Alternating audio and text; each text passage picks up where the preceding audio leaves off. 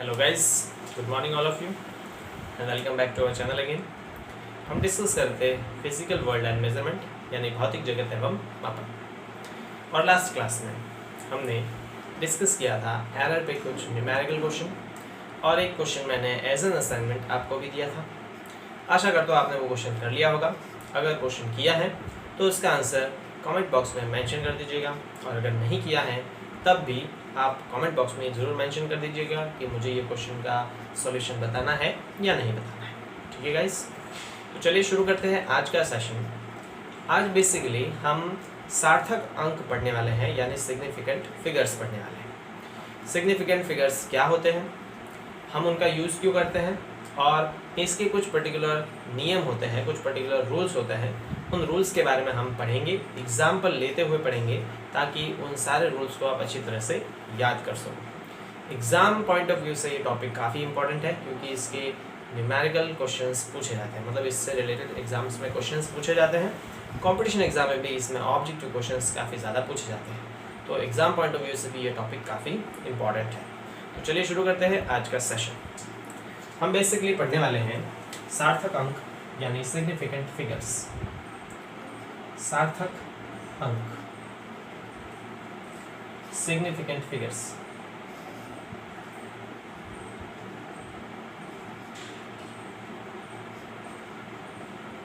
देखिए, सार्थक अंक बेसिकली क्या होते हैं। सार्थक अंक ऐसे अंक होते हैं जो किसी भी भौतिक राशि को शुद्ध रूप से व्यक्त करते हैं, यानी किसी भी भौतिक राशि को शुद्ध रूप से व्यक्त करने वाले जो अंक होते हैं उन्हें हम सार्थक अंक कहते हैं। यानी किसी भी भौतिक राशि को अगर हम लिखते हैं, किसी भौतिक राशि का अगर मेजरमेंट करते हैं, तो हमारे पास खूब सारी वैल्यू की पॉसिबिलिटीज हो सकती है। जैसे मान लो हमारे पास किसी भौतिक राशि को अपन ने मापा और उसकी वैल्यू आई 0.00240 मीटर। ये मान लेते हैं किसी भौतिक राशि की हमने लंबाई मापी है और उसकी लंबाई आती है 0.002400 मीटर। तो यहाँ पे इस भौतिक राशि को शुद्ध रूप से व्यक्त करने के लिए जिन अंकों का अपन यूज करते हैं उन्हीं को हम सार्थक अंक कहते हैं। अब सार्थक अंकों की संख्या ज्ञात करने के कुछ पर्टिकुलर नियम होते हैं, उन नियमों के बारे में हम चर्चा करेंगे, ताकि आप उन नियमों को अच्छी तरह से समझ सको, और जैसे जैसे हम उन लॉज को पढ़ेंगे उसकी एग्जाम्पल भी साथ में देते जाएंगे। तो देखिए, हम सिग्निफिकेंट फिगर बेसिकली उसके अपन कुछ रूल्स देख लेते हैं। सिग्निफिकेंट फिगर्स के रूल्स, इसमें सबसे पहला जो रूल है वो है जितने भी नॉन जीरो डिजिट्स होते हैं वो सारे सिग्निफिकेंट होते हैं, मतलब सभी अशून्य अंक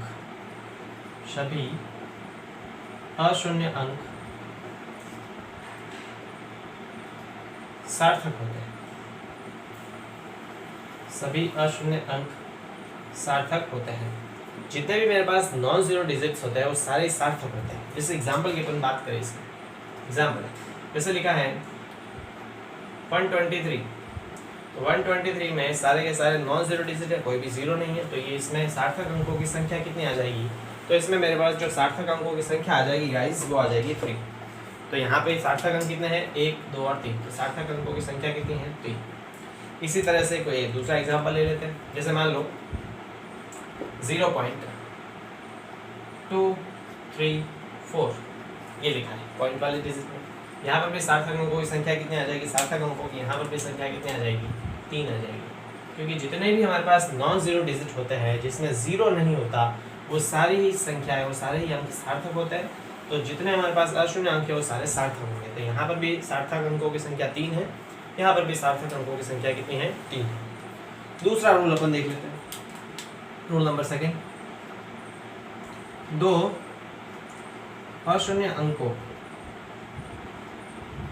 2 अशून्य अंकों के मध्य आने वाले सभी शून्य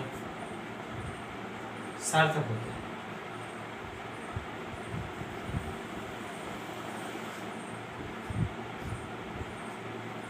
ये रूल नंबर 2 है।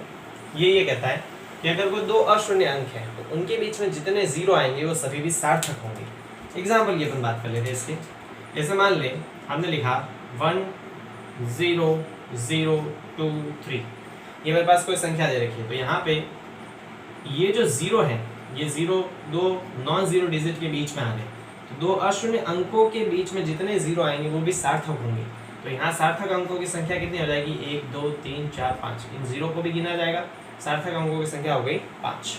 इसी तरह से दूसरा एग्जाम्पल अगर बात करें, लिखा हो 1 0 0 0 1, तो यहाँ पर भी सार्थक अंकों की संख्या कितनी आ जाएगी, 5 आ जाएगी, क्योंकि ये जो जीरो है वो दो नॉन जीरो डिजिट के बीच में आ रहे हैं, तो यहाँ पे सार्थक अंकों की संख्या 5।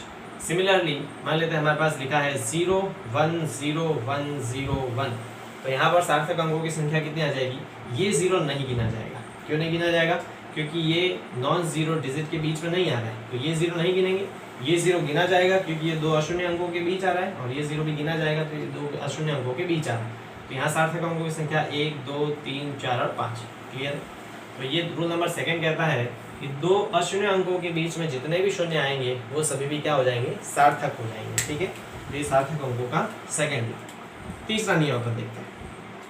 तीसरा नियम ये कहता है कि अगर कोई भी संख्या 0 से छोटी है, यानी 0 पॉइंट समथिंग है, तो उस स्थिति में जो दशमलव है, पॉइंट है, उसके राइट साइड और जो अशून्य अंक है उसके लेफ्ट साइड जितने जीरो आते हैं उनको हम सार्थक अंक में कैलकुलेट नहीं करते। तो अपन नियम लिख लेते हैं, फिर उसको समझते हैं। यदि संख्या 0 से छोटी है, यदि संख्या 0 से छोटी है, तो दशमलव मतलब पॉइंट, डेसिमल पॉइंट, दशमलव के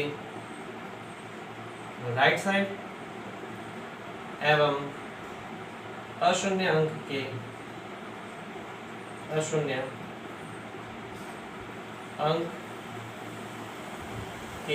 लेफ्ट साइड के जीरो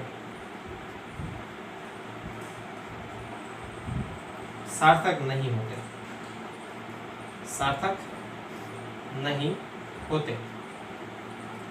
देखिए क्या लिखा है, यदि संख्या 0 से छोटी है, यानी 0 पॉइंट समथिंग, मान लेते हैं हमारे पास संख्या 0 से छोटी है तो 0 पॉइंट समथिंग आएगा, तो दशमलव के राइट साइड में और अशून्य अंक के लेफ्ट साइड के जीरो कैलकुलेट नहीं होंगे। जैसे एग्जांपल ले लेते हैं हम, इसका एग्जांपल है 0.00124, ये कोई एग्जांपल है। ठीक है, तो यहाँ पे ये क्वेश्चन कहता है, ये रूल ये कहता है कि 0 से छोटी है, ऑब्वियस 0 से छोटी है, और दशमलव के राइट साइड में, दशमलव के किस साइड में, राइट साइड में,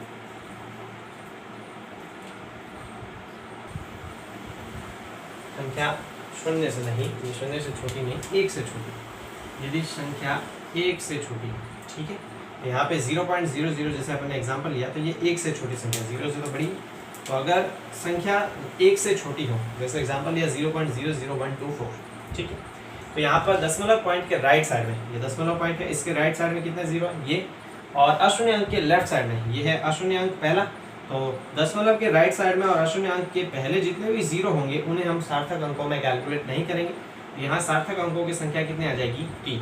इसी तरह से और एग्जांपल ले लेते हैं, जैसे लिखा है 0.0010101। क्लियर। तो यहाँ पे देखिए ये भी संख्या 1 से छोटी है, दशमलव के राइट साइड में और अशून्य अंक के लेफ्ट साइड में ये जो जीरो दिख रही है ये कैलकुलेट नहीं होगी, ये वाला जीरो और ये वाला जीरो कैलकुलेट होगा क्योंकि ये दो अशून्य अंकों के बीच आ रहे हैं। तो यहाँ पर सार्थक अंकों की संख्या कितनी आ जाएगी, इनको कैलकुलेट नहीं करेंगे, 1 2 3 4 और 5, यहाँ पर सार्थक अंकों की संख्या 5। तो कहने का मतलब अगर संख्या 1 से छोटी है तो दशमलव के राइट साइड में और पहला जो अशून्य अंक है उसके लेफ्ट साइड में जितने भी जीरो होंगे उन्हें हम सार्थक अंकों में कैलकुलेट नहीं करते। क्लियर है। तो ये 3 रूल अपन ने पढ़े, इसके अलावा भी और रूल है, इसका आप स्क्रीनशॉट ले लीजिए, बाकी के रूल्स अपन लिखते हैं अभी। ठीक है, चलिए तो इसको रफ कर देता हूँ मैं और रूल्स अपन देखते हैं इसके।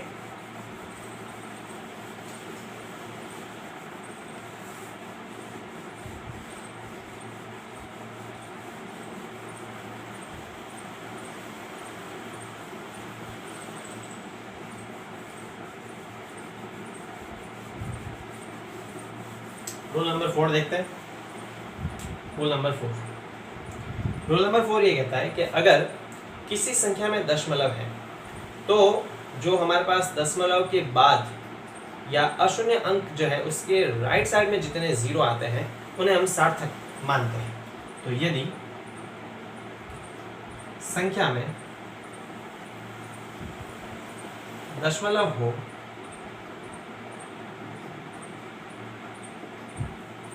तो अशून्य अंक के राइट साइड के शून्य सार्थक होता है। ठीक है, रूल ये कहता है कि अगर किसी संख्या में दशमलव है, पॉइंट है, तो जो अशून्य अंक है उसके राइट साइड के जितने भी जीरो होंगे वो सार्थक होंगे। एग्जाम्पल की अपन बात कर लेते हैं। जैसे मान लेते हैं एग्जाम्पल के तौर पे 0.002400 ये एग्जाम्पल लेते हैं। ठीक है, तो यहाँ पे सार्थक अंकों की संख्या ज्ञात करनी है। हमने ये पढ़ा था कि अगर संख्या 1 से छोटी हो उस स्थिति में जो पॉइंट के राइट साइड और अशून्य अंक के लेफ्ट साइड के जीरो है उन्हें हम कैलकुलेट नहीं करते, लेकिन अगर दशमलव है तो जो अशून्य अंक के राइट साइड के जीरो है वो सारे कैलकुलेट होंगे। तो ये जो अशून्य अंक दिख रहा है इसके राइट साइड में जितने भी ये जीरो दिखेंगे वो सारे कैलकुलेट होंगे। तो यहाँ सार्थक अंकों की संख्या कितनी हो जाएगी, इनको कैलकुलेट नहीं करेंगे, ये आ जाएगा 1 2 3 और 4। यहाँ सार्थक अंकों की संख्या आ जाएगी 4। इसी तरह से लिखा है 5.0010140। यहाँ पे सार्थक अंकों की अगर संख्या ज्ञात करनी तो कितनी आएगी गाइस, देखिए। अब यहाँ पर ये जीरो कैलकुलेट होंगे, क्यों होंगे, क्योंकि ये दो अशून्य अंकों के बीच आ रहे हैं। ये जीरो कब कैलकुलेट नहीं होते, जब ये संख्या 1 से छोटी होती है तब ये कैलकुलेट नहीं होते, लेकिन ये संख्या 1 से बड़ी है तो ये भी जीरो कैलकुलेट होंगे। और दशमलव है, इसका मतलब यहाँ पर जो अशून्य अंक होगा उसके राइट साइड के जीरो भी कैलकुलेट होंगे। तो यहाँ सार्थक अंकों की संख्या कितनी आ जाएगी, 1 2 3 4 5 और 6। क्लियर, सार्थक अंकों की संख्या 6। सिमिलरली अगर लिखा है 7.0000100 तो यहाँ पर सार्थक अंकों की संख्या कितनी आ जाएगी, तो यहाँ पर भी ये जीरो कैलकुलेट होंगे। क्यों होंगे, क्योंकि ये संख्या ये जीरो कैलकुलेट तब नहीं होते हैं जब ये संख्या 0 से 1 से छोटी होती है। ठीक है, ये तो 1 से बड़ी है और दो अशून्य अंकों के बीच आ रही है जीरो, तो कैलकुलेट होंगे। और ये नियम ये कहता है कि इसमें दशमलव है, इसलिए यहाँ पर जो अशून्य अंक है उसके राइट साइड के जीरो भी कैलकुलेट होंगे। तो यहाँ पे अशून्य अंकों की संख्या या सार्थक अंकों की संख्या 1 2 3 4 5 6 और 7 हो जाएगी। क्लियर है, तो ये वाला चौथा नियम है कि अगर संख्या में दशमलव है तो अशून्य अंक के राइट साइड के जितने भी जीरो है वो कैलकुलेट होंगे। एक एग्जांपल में इसका और बता देता हूँ। जैसे लिखा है 23.00, ठीक है, ये वाला एग्जांपल है। जैसे 23.00 तो हमने क्या पढ़ा, यहाँ पे अशून्य अंकों की संख्या ज्ञात करनी, सार्थक अंकों की संख्या। तो दशमलव है, पॉइंट है, तो पॉइंट होने की वजह से जो अशून्य अंक होंगे उसके राइट साइड के जीरो यहाँ कैलकुलेट होंगे। तो यहाँ पर भी सार्थक अंकों की संख्या आ जाएगी 1 2 3 और 4, ये आ जाएगी सार्थक अंकों की संख्या 4। अगर दशमलव है तो अशून्य अंकों के राइट साइड के जीरो कैलकुलेट होंगे। अगर क्या हो, दशमलव है तो हमारे पास अशून्य अंक के राइट साइड के जीरो कैलकुलेट होंगे, नहीं तो नहीं होंगे। ठीक है, तो इसका नेक्स्ट नियम जो है वो इसी से रिलेटेड है। मैं इसको नेक्स्ट नियम अपन ले लेते हैं, पांचवा नियम ये कहता है कि अगर संख्या में दशमलव नहीं है तो जो अशून्य अंक के राइट साइड के जीरो है वो सार्थक नहीं होंगे। यदि संख्या में दशमलव नहीं है, संख्या में दशमलव नहीं है तो अशून्य अंक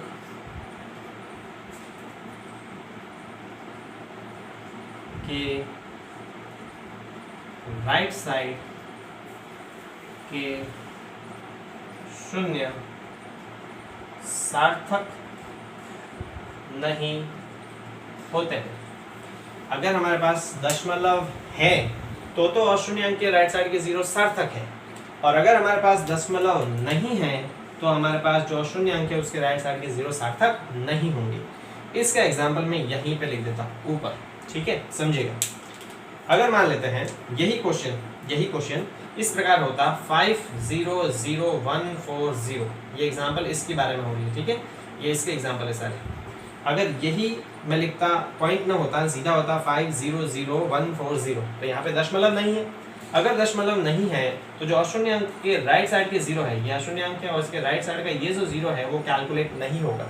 ये दोनों जीरो तो कैलकुलेट होंगे क्योंकि दो अशून्य अंकों के बीच आ रहे हैं। तो यहाँ सार्थक अंकों की संख्या कितनी हो जाएगी? सार्थक अंकों की हो जाएगी 1 2 3 4 और 5। यहाँ सार्थक अंक कितने हो जाएंगे? 5। ध्यान से देखिए, जब हमारे पास दशमलव था तो इसमें सार्थक अंक 6 थे, जब दशमलव नहीं है तो सार्थक अंक 5 हो जाएंगे क्योंकि ये जीरो तब कैलकुलेट नहीं होगा। सिमिलरली ये वाला एग्जाम्पल देखते हैं, है ना, ये वाला। इस वाला एग्जाम्पल में क्या आ जाएगा? हमें लिखे इसको 7 0 0 1 0 0। तो यहाँ पर भी दशमलव नहीं है तो जो अशून्य अंक है उसकी जो राइट साइड के जीरो वो कैलकुलेट नहीं होंगे। तो इसमें भी हमारे पास सार्थक अंक हो जाएंगे 1 2 3 और 4, ये आ जाएंगे 4। जब दशमलव था तो इसमें सार्थक अंक कितने थे? 7। दशमलव नहीं है तो कितने हो जाएंगे? 4। इसी तरह से ये वाला एग्जाम्पल अगर हम लिखे 23 पॉइंट ना होके सीधा 00, 23.00 था और यहाँ पे 2300 सीधा लिखे तो यहाँ पर भी अशून्य अंक जो है उसके राइट साइड के जीरो कैलकुलेट नहीं होंगे और सार्थक अंक कितने हो जाएंगे? 2। पहले कितने थे? 4। तो कहने का मतलब अगर दशमलव है तो अशून्य अंक के राइट साइड के जितने जीरो है वो सार्थक होंगे और दशमलव नहीं है तो अशून्य अंक के राइट साइड के जितने जीरो है वो सार्थक नहीं होंगे। क्लियर है? तो इसका भी आप स्क्रीनशॉट ले लीजिए और फिर काम में कर लीजिए। क्लियर? अपन कुछ और नियम भी इसमें देख लेते हैं। Clear guys? ठीक, इसी से रिलेटेड एक और अपन देख लेते हैं, रफ कर देते हैं इसको।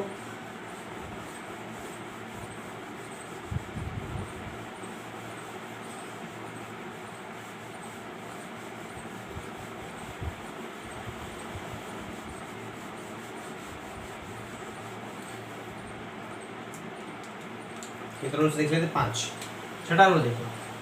छठा रूल ये कहता है कि अगर किसी भी संख्या में जो नॉन जीरो डिजिट है, अशून्य अंक के राइट साइड के जीरो हमने देखा, अगर दशमलव नहीं है तो जो अशून्य अंक है उसके राइट साइड के जीरो सार्थक नहीं होते। लेकिन अगर उस संख्या को मापन द्वारा प्राप्त किया गया है तब वो जीरो भी सार्थक होंगे। तो समझिए, यदि किसी संख्या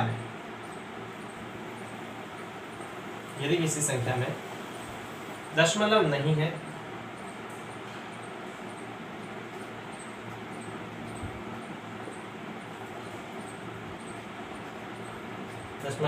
है तो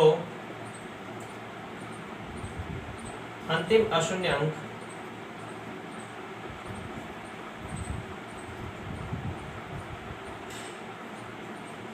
के राइट साइड के शून्य भी सार्थक होंगे यदि इन्हें मापन द्वारा प्राप्त किया गया हो।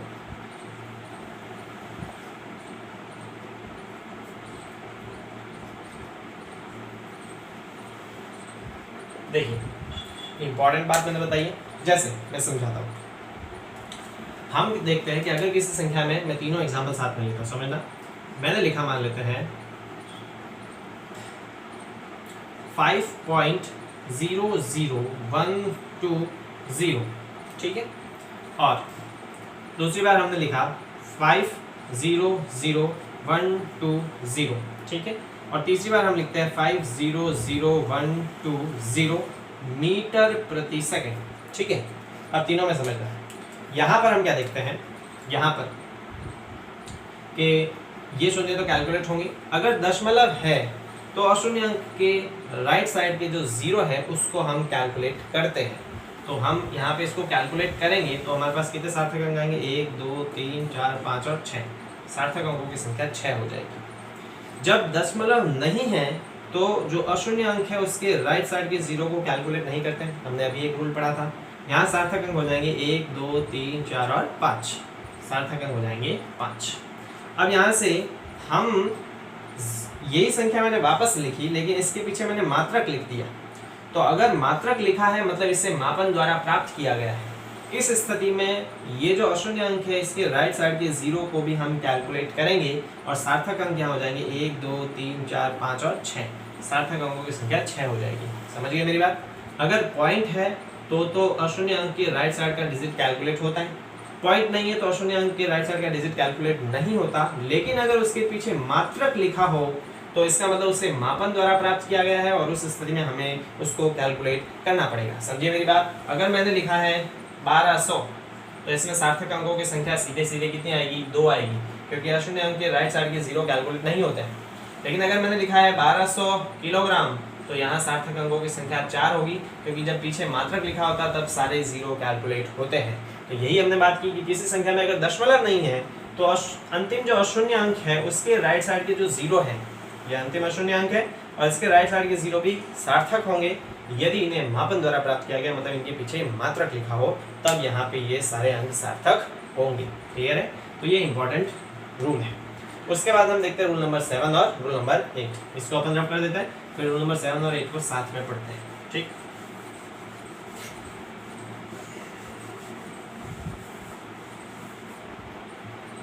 रूल नंबर 7, 10 की घातों को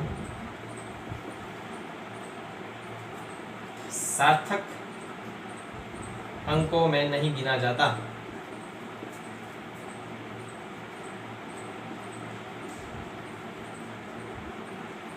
दस की जितनी भी घात होती है उसे सार्थक अंक में नहीं लेते। जैसे एग्जाम्पल के तौर पे अगर हम लिखें 23 इंटू 10⁻⁷ तो यहाँ सार्थक अंक केवल कितने होंगे, 2 होंगे।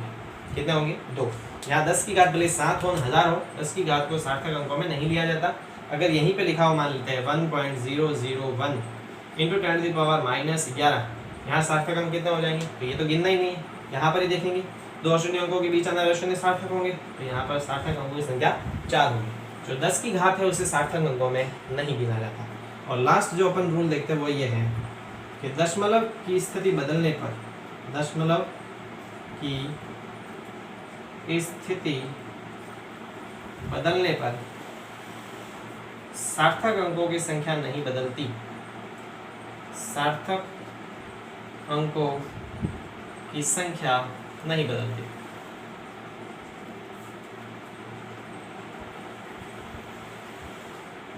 देखिए इसका भी एग्जाम्पल समझ लेते हैं। अगर मेरे पास लिखा है 526.4, ये मान लेते हैं एक संख्या है, तो इसमें सार्थक अंक कितना है, सीधे तौर पे सभी अशून्य है तो 4। इसको मैं क्या लिख सकता हूँ, इसको लिख सकता हूँ 526.4 इंटू 10 की घात 1 लिख सकता हूँ। पॉइंट लगाया तो यहाँ 10 की घात 1 लिखेंगे अपन। 10 की घात को तो गिना ही नहीं जाता, तो यहाँ पर वापस सार्थक अंक कितना आ जाएंगे, 4।